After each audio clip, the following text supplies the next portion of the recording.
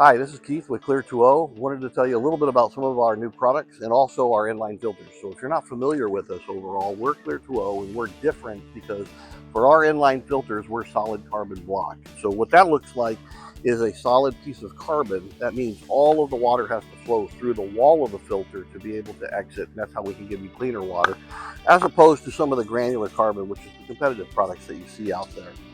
So we offer this in 3 different versions. We offer a 1 micron, we offer a 5 micron, and we have a brand new product that's a 10 micron. And this is a little bit different because it's a 2-in-1.